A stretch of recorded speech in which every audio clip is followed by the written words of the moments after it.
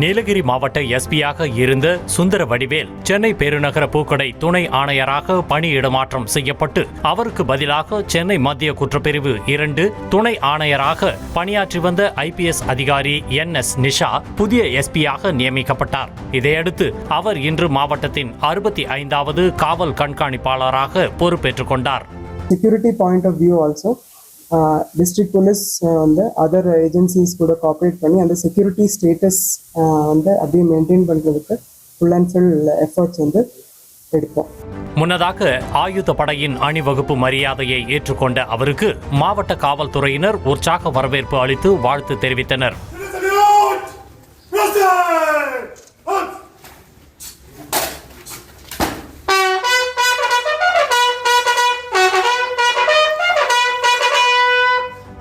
கோவை மாவட்டத்தின் 43வது காவல் கண்காணிப்பாளராக புதிதாக நியமிக்கப்பட்ட கார்த்திகேயன் IPS பொறுப்பேற்றுக் கொண்டார். செய்தியாளர்களை சந்தித்த அவர் முன்னதாக திருவண்ணாமலை எஸ்பியாக பணியாற்றியதாகவும் தான் ஒரு பல் மருத்துவர் எனவும் பின்னர்தான் IPS பணிக்கு வந்ததாகவும் தெரிவித்தார்.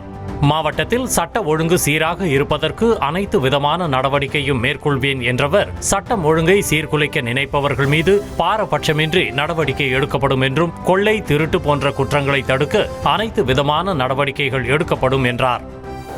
குற்றங்கள் குறிப்பாக ஹவுஸ் பிரேக்கிங், டெகாயிட்டி, ராபரி இது போன்ற குற்றங்கள் தடுப்பதற்கான அனைத்து நடவடிக்கைகளும் மேற்கொள்ளப்படும். மேலும் நடந்த குற்றங்களை கண்டுபிடிப்பதற்கான நடவடிக்கைகளும் மேற்கொள்ளப்படும். கரூர் எஸ்பியாக இருந்த பிரபாகர் திருவண்ணாமலைக்கு மாற்றப்பட்டதை தொடர்ந்து புதிய எஸ்பியாக நியமிக்கப்பட்ட ஃபெரோஸ்கான் அப்துல்லா மாவட்ட எஸ்பியாக பதவியேற்றுக் கொண்டார்.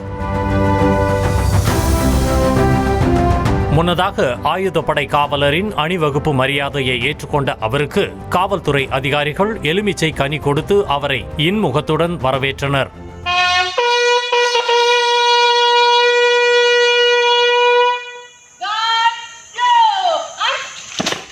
பெரம்பலூர் மாவட்ட காவல் கண்காணிப்பாளராக இருந்த ஷியாம்லா தேவி திருச்சி மத்திய மண்டல உணவு கடத்தல் மற்றும் தடுப்பு பிரிவு எஸ்பியாக மாற்றப்பட்ட நிலையில் திருநெல்வேலி நகர துணை ஆணையராக இருந்த ஆதர்ஷ் பஷேரா மாவட்ட எஸ்பியாக அறிவிக்கப்பட்டார். இதையடுத்து அவர் இன்று மாவட்டத்தின் 25வது எஸ்பியாக பொறுப்பேற்றார். முன்னதாக ஆயுதப்படையின் அணிவகுப்பு மரியாதையை ஏற்றுக்கொண்டார்.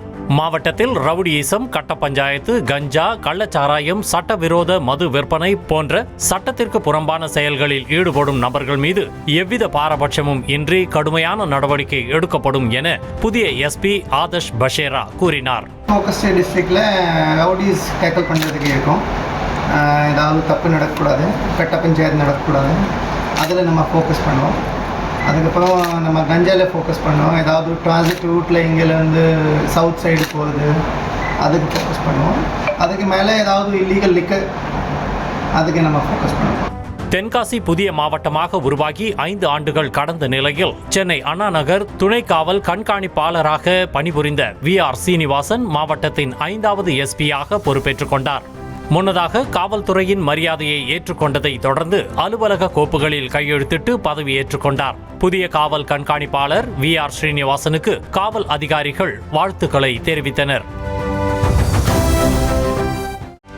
செய்திகளை உடனுக்குடனும் துல்லியமாகவும் தெரிந்து கொள்ள சப்ஸ்கிரைப் பண்ணுங்க.